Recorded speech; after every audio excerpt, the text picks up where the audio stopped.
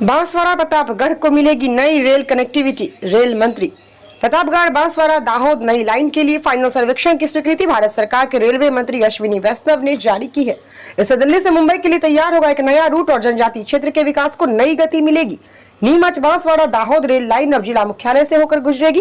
प्रतापगढ़ जिला मुख्यालय को रेल सेवा से जोड़ने का दशकों पुराना सपना अब साकार होने जा रहा है।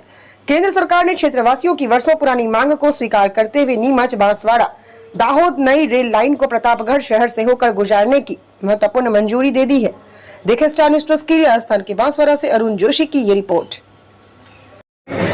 आज़ादी के लगभग 78 वर्ष पूरे हो रहे हैं। प्रतापगढ़ में आज मैं बात करूं तो बाईपास फर्स्ट टाइम आया, केंद्रीय विद्यालय पहली बार आया, नवोदय विद्यालय आज़ादी के बाद पहली बार आया, स्वामी विवेकानंद मॉडल पहली बार आया, एकलव्य मॉडल स्कूल पहली बार आया, यहाँ पासपोर्ट ऑफिस पहली बार आया।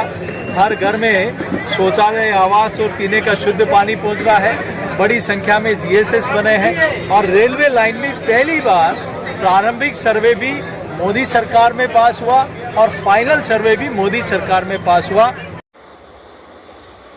प्रतापगढ़ में रेलवे लाइन के लिए जनता की मांग बहुत लंबे समय से चल रही है। कुछ वर्षों पूर्व प्रतापगढ़ प्रगति संघ मुंबई के अध्यक्ष और कार्यकारिणी शिष्टमंडल ने तत्कालीन रेलवे मंत्री से मुंबई में भेंट करके ज्ञापन देकर के विस्तार से प्रतापगढ़ में रेलवे लाइन बिछाने के लिए नक्शे और सर्वे सहित रिपोर्ट दी और बताया कि यदि प्रतापगढ़ को रेलवे लाइन से जोड़ा जाता है तो दिल्ली और मुंबई की जो रेलवे लाइन जो नया रूट बनेगा इसमें रेलवे को 120 किलोमीटर की दूरी कम होगी। इससे यात्रियों को समय और रेलवे को संसाधन और खर्चे में भी कमी होगी। इसलिए प्रतापगढ़ को कोटा, नीमच, प्रतापगढ़, बांसवाड़ा, दाहोद, गोधरा होते हुए मुंबई लाइन से जोड़ने के लिए सर्वे रिपोर्ट और नक्शा सहित ज्ञापन दिया गया था। और उसके पहले भी प्रतापगढ़ में रेल लाने के लिए अंग्रेज सरकार से प्रतापगढ़ के राजा ने मिलकर के कई बार प्रयास किए। महाराजा उदय सिंह जी ने 1865 में रेल लाइन के लिए प्रयास की है। 1866 में आगरा जाकर के लॉर्ड लॉरेंस से मुलाकात की। 1875 में नीमच में जाकर के लॉर्ड नॉर्थ ब्रुक से मिले और प्रतापगढ़ रेलवे लाइन की मांग करी, लेकिन उस समय अंग्रेजों ने रेल मंत्रालय की अनुदान मांगों पर बोलने का अवसर दिया। इसके लिए आपका बहुत बहुत धन्यवाद।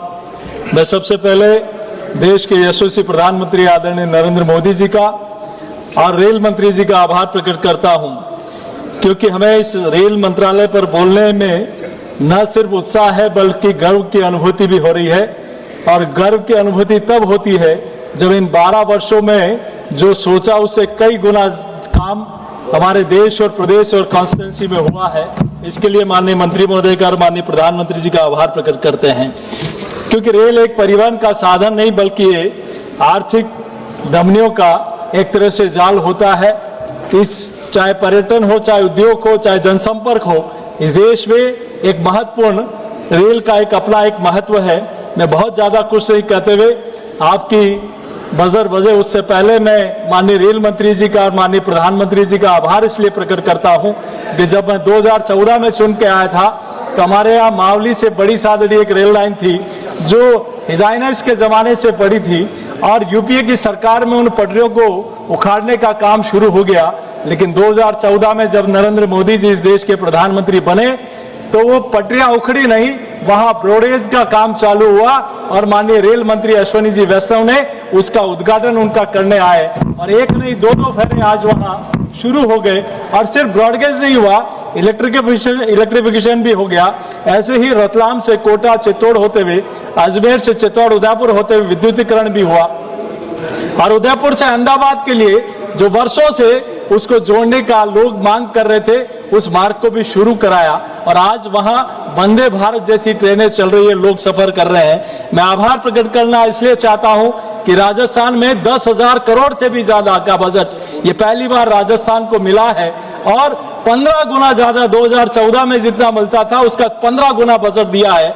आरओबी, आरयूबी हो, अमृत भारत स्टेशन 82 राजस्थान में बन रहे हैं। मैं आपका धन्यवाद इसमें इसलिए भी प्रकट करता हूं कि बड़साड़ी से छोटसाड़ी होते हुए नीमच रेलवे लाइन जो एक असंभव काम था वो न सिर्फ स्वीकृत हुई बल्कि आज पूर्ण होने की ओर है, जो मालवा, मेवाड़ और मारवाड़ को कनेक्ट करने का काम करेगी।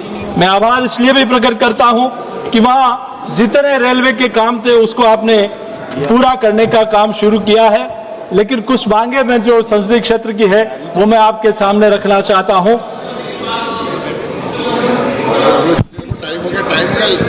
मैं आपसे मांग करना चाहता हूं कि चित्तौड़ में अगर एक पिट लाइन हो जाएगी, चूंकि इधर रतलाम है, इधर अजमेर है, इधर कोटा है, इधर उदयपुर है, तो चित्तौड़ में अगर पिट लाइन होगी तो निश्चित रूप से वहां से ट्रेनें शुरू हो पाएगी।